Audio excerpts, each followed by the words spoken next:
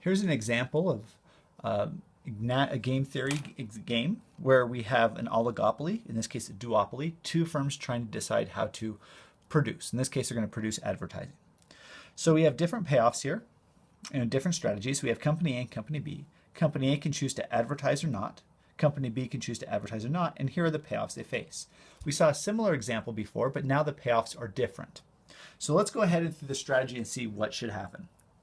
So let's just fix company B's strategy and assume that they're not going to advertise. In that case, company A can choose to advertise or not advertise. And so 10 million versus 20 million, it's in their best interest not to advertise, or to advertise and get 20 million. Now let's assume that company B is going to advertise. Company A, if they advertise, they get 5 million. If they don't, they get 8 million. 8 million sounds better than 5. And so you get a check mark there. And so company A does not have a dominant strategy.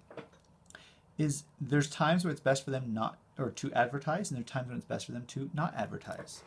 So we can say company A has what's called a mixed strategy. And that's sometimes they're going to mix it back and forth. All right, now let's look to see what company B should do. If company A doesn't advertise, company B can choose between don't advertise or advertise. Well, for them, the best interest would be to advertise. And so we get a check mark there. Secondly, let's assume that company A is going to advertise.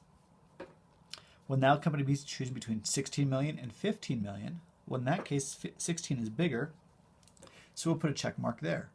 So company B also has a mixed strategy. And now the question is, well, do we have a Nash equilibrium? Well, anytime we do it, set it up this way, we look at the check marks, and in fact, we're going to have two Nash equilibrium, or equilibria. So the Nash equilibrium is going to be company A advertises and company B don't advertise. And the second one is don't advertise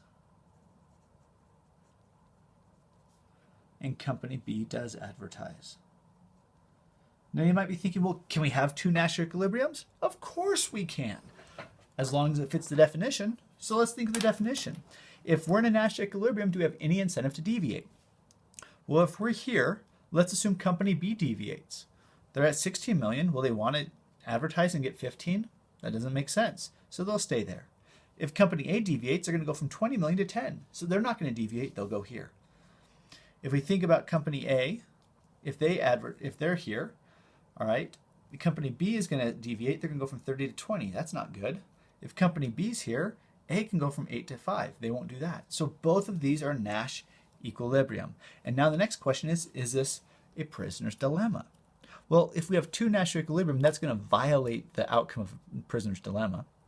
But in the case here, the question is, are they both worse off for not cooperating?